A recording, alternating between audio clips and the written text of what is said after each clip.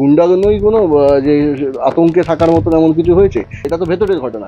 তার আগের ঘটনাটা ওনারা দেখা তাহলে তো অনেকটা ক্লিয়ার হয়ে যাবে। এতটা ওই হোটেল পক্ষের যিনি মালিক এবং তার স্টাফেদের যে ব্যবহার ছিল এবং আমার সঙ্গে যারা গভর্নমেন্টে যারা নিরাপত্তা রক্ষী তাদের গায়ে হাত পর্যন্ত দেওয়া হয় অভিষেক বন্দ্যোপাধ্যায়ের নাম নেয়, এবং সেটা নিয়ে আমি ওর নামটা আসছে কোথা থেকে, ওনার নামটা কেন আসছে? এখানে তো আমি এসেছি একজন অভিনেতা হিসেবে, সেখানে আমি শুটিং এর জন্য। আমার মনে হচ্ছে সেটা একটা ফালতু আপনাদের সামনে পাবলিক ইমোশন ক্রিয়েট করার চেষ্টা করছে। যেটা অনেস্টলি বলার সেটা ওনারাও বলুক, যেটা অনেস্টলি হয়েছে সেটা আমি আপনাদের সামনে বলছি। শুক্রবার সন্ধ্যায় নিউ টাউনের এক রেস্তোরাঁ মালিককে অভিনেতা এবং তৃণমূল এমএলএ সোহম চক্রবর্তীর মারধরের অভিযোগ। অবশ্য ক্যামেরার সামনে সে অভিযোগ তিনি স্বীকারও করে নেন। আমাদের সঙ্গে এই মুহূর্তে রয়েছেন সোহম চক্রবর্তী, আমরা তার সঙ্গে কথা বলবো, আমরা তার কাছ থেকে পুরো বিষয়টা জেনে নেবো যে শুক্রবার সন্ধ্যায় ঠিক কি হয়েছিল। আচ্ছা, কি হয়েছিল ঘটনাটা ঠিক? দেখুন, ঘটনাটা যেটা আপনারা দেখতে পাচ্ছেন বিভিন্ন চ্যানেল মিডিয়ার মাধ্যমে, সেটা হচ্ছে ভেতরের পোর্শনটা, কিন্তু তার আগেও কিন্তু অনেক কিছু ঘটনা ঘটেছে যেটা পুরো ওই ভেতরের বিষয়টাকে আরো ইনভেস্টিগেট করেছে। একদম একটা সিসিটিভি ফুটেজ সামনে এসেছে। হয়তো তা না হলে সেটা হতো না। বাইরের পোর্শনটাই এতটা ছিল, এতটা ইনভেস্টিগেশন সেখানে ছিল, এতটা ওই হোটেল পক্ষের যিনি মালিক এবং তার স্টাফেদের যে ব্যবহার ছিল এবং আমার সঙ্গে যারা গভর্নমেন্টে যারা নিরাপত্তা রক্ষী তাদের গায়ে হাত পর্যন্ত দেওয়া হয়েছে। তো আমি যতটুকু জানি যে পুলিশ যারা অন ডিউটি রয়েছে তাদের গায়ে হাত দেওয়া তো ক্রাইম, ঠিক আছে। সেখানে হ্যাঁ, আমার ইন্টারভেনশনটা অবশ্যই হয়তো ভুল হয়েছে। আমি গেছিলাম সেই মতন তাদের সঙ্গে কথা বলতে, যে এক্স্যাক্ট বিষয়টা কি হয়েছে জানার জন্য, কিন্তু ওনাদের তরফ থেকে যে অ্যাপ্রোচটা ছিল সেটার জন্য সত্যি কিন্তু আমি নিজেকে ঠিক রাখতে পারিনি, হয়তো রাখা উচিত ছিল। এবং যার আউটবাস্টটা ঘটেছে তার জন্য আমি ক্ষমা প্রার্থী। সেটা কখনোই আমি নিজেও এক্সপেক্ট করিনি যে হয়ে যাবে, but that is completely heat of the movement হয়েছে। এটার জন্য বারবার বলছি আমি ক্ষমা চাইছি, এবং সেটা আমাকে নিজেকে অনেক কন্ট্রোলে রাখা উচিত ছিল, বিং আ রেসপন্সিবল সিটিজেন, এবং অবশ্যই একজন জনপ্রতিনিধি হিসাবে। এবং এটাই ঘটেছে। এবং তারপরে তো আগের যে এক্সটেরিয়ার যে ফুটেজটা, সেটা যদি আপনারা দেখতে পারতেন, সেটা হয়তো আপনাদের ক্ষেত্রে বা যারা দেখছেন, সেখানে ঠিক কি হয়েছিল ঠিক? মোদ্দা কথা একটা গাড়ি নাকি গাড়ি তা আমার গাড়িটা নাকি তার পুরো হোটেলটাকেই নাকি আটকে রেখে দিচ্ছিল। তো সেটা তো সম্ভব না আমার গাড়িটা প্রথমে সাইড করে, কারণ আমাদের এইটুকু রেসপন্সিবিলিটি আছে যে গাড়ি সাইড করেই আমরা রাখবো যাতে অন্য কারোর অসুবিধা না হয়। তারপর বলছে না, এসব শুটিং কোনো পারমিশন নেই। তা আমাদের বক্তব্য, যদি পারমিশনই না থাকে এবং he himself is the owner, ওনার থেকে যদি আমরা পারমিশনই না নিই, এই এতজন গিয়ে ওপরে কি করে ওনার পারমিশনের বাইরে গিয়ে শুটিং করবে? নিশ্চয়ই সেখানে পারমিশন নিয়েছে, সেটা প্রোডাকশনের লোক আগে থেকে গেছে, অ্যাপ্রোচ করেছে, তো সেটাভাবে শুটিং করেছে। এবং তারপর সে তার বলছে না, আমি আমার স্টাফ নিয়ে চলে আসবো, সব শুটিং বন্ধ করবো, এই করবো। সে কে যে এমএলএ হোক কোনো পাত্তা দিই না, এবং তারপরেই সেই লিডারের নামও নেয়, আমার সিনিয়র যিনি লিডার, ঠিক আছে, আমাদের যারা যিনি সেনাপতি, কার নাম? অভিষেক বন্দ্যোপাধ্যায়ের নাম নেয়। এবং সেটা নিয়ে আমি ওর নামটা আসছে কোথা থেকে, ওনার নামটা কেন আসছে? এখানে তো আমি এসেছি একজন অভিনেতা হিসেবে, সেখানে আমি শুটিং এর জন্য।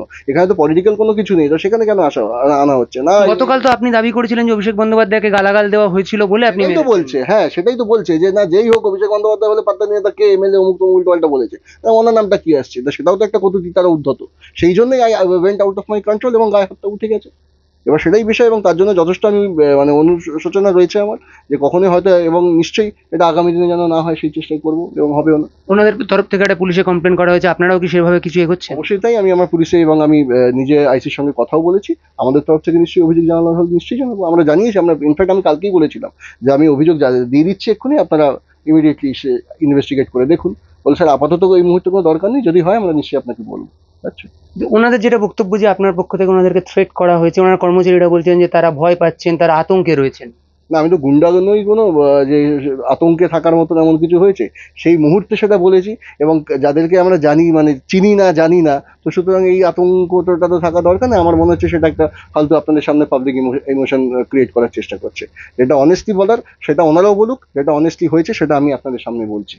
তো সুতরাং আমি এক্সপেক্ট করবো তারা অনেস্টলিটাই বলুক, এবং তারা যদি অতটাই অনেস্ট হয়ে থাকে, বাইরের সিসিটিভি ক্যামেরাটা দেখাক, সেখানে ফুটেজটা, এবং কি কারণে বাইরে, পরে যে ভেতরে, এটা তো ভেতরের ঘটনা, তার আগের ঘটনাটা ওনারা দেখাক তাহলে তো অনেকটা ক্লিয়ার হয়ে যাবে। পুরো বিষয়টা জেনে নেবো যে শুক্রবার সন্ধ্যায় ঠিক কি হয়েছিল। আচ্ছা, কি হয়েছিল ঘটনাটা ঠিক? দেখুন, ঘটনাটা যেটা আপনারা দেখতে পাচ্ছেন বিভিন্ন চ্যানেল মিডিয়ার মাধ্যমে, সেটা হচ্ছে ভেতরের পোর্শনটা, কিন্তু তার আগেও কিন্তু অনেক কিছু ঘটনা ঘটেছে যেটা পুরো ওই ভেতরের বিষয়টাকে আরো ইনভেস্টিগেট করেছে। একদম একটা সিসিটিভি ফুটেজ সামনে এসেছে। হয়তো তা না হলে সেটা হতো না।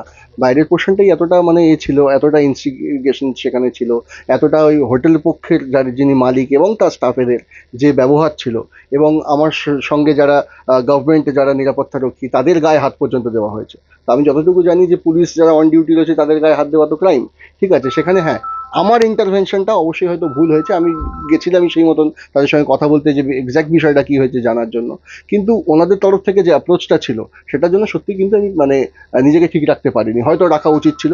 এবং যার আউটবাস্টটা ঘটেছে তার জন্য আমি ক্ষমা প্রার্থী। সেটা কখনোই আমি নিজেও এক্সপেক্ট করিনি যে হয়ে যাবে, but that is completely heat of the movement হয়েছে। এটার জন্য বারবার বলছি আমি ক্ষমা চাইছি। এবং সেটা আমাকে নিজেকে অনেক কন্ট্রোলে রাখা উচিত ছিল, বিং আ রেসপন্সিবল সিটিজেন, এবং অবশ্যই একজন জনপ্রতিনিধি হিসাবে। এবং এটাই ঘটেছে। এবং তারপরে তো আগের যে এক্সটেরিয়ার যে ফুটেজটা, সেটা যদি আপনারা দেখতে পারতেন, সেটা হয়তো আপনাদের ক্ষেত্রে বা যারা দেখছেন, সেখানে ঠিক কি হয়েছিল ঠিক? মোদ্দা কথা একটা গাড়ি নাকি গাড়ি তা আমার গাড়িটা নাকি তার পুরো হোটেলটাকেই নাকি আটকে রেখে দিচ্ছিল। তো সেটা তো সম্ভব না আমার গাড়িটা প্রথমে সাইড করে, কারণ আমাদের এইটুকু রেসপন্সিবিলিটি আছে যে গাড়ি সাইড করেই আমরা রাখবো যাতে অন্য কারোর অসুবিধা না হয়। তারপর বলছে না, এসব শুটিং কোনো পারমিশন নেই। তা আমাদের বক্তব্য, যদি পারমিশনই না থাকে এবং he himself is the owner, ওনার থেকে যদি আমরা পারমিশনই না নিই, এই এতজন গিয়ে ওপরে কি করে ওনার পারমিশনের বাইরে গিয়ে শুটিং করবে?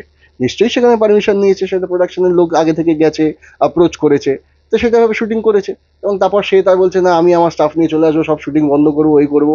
সে কে যে এমএলএ হোক কোনো পাত্তা দিই না। এবং তারপরেই সেই লিডারের নামও নেয়, আমার সিনিয়র যিনি লিডার, ঠিক আছে, আমাদের যারা যিনি সেনাপতি, কার নাম? অভিষেক বন্দ্যোপাধ্যায়ের নাম নেয়। এবং সেটা নিয়ে আমি ওর নামটা আসছে কোথা থেকে, ওনার নামটা কেন আসছে? এখানে তো আমি এসেছি একজন অভিনেতা হিসেবে, এখানে সেখানে আমি শুটিং এর জন্য, এখানে তো পলিটিক্যাল কোনো কিছু নেই, তো সেখানে কেন আনা হচ্ছে না? গতকাল তো আপনি দাবি করেছিলেন যে অভিষেক বন্দ্যোপাধ্যায়কে গালাগাল দেওয়া হয়েছিল বলে আপনি সেটাই তো মেরেছেন। বলছে, হ্যাঁ সেটাই তো বলছে যে না, যেই হোক অভিষেক বন্দ্যোপাধ্যায় বলে পাত্তা নিয়ে তাকে এমএলএ অমুক তমুক উল্টো পাল্টা বলেছে, তা ওনার নামটা কি আসছে? তা সেটাও তো একটা কটূক্তি, তারা উদ্ধত। সেই জন্যই I went out of my control এবং গায়ে হাতটা উঠে গেছে।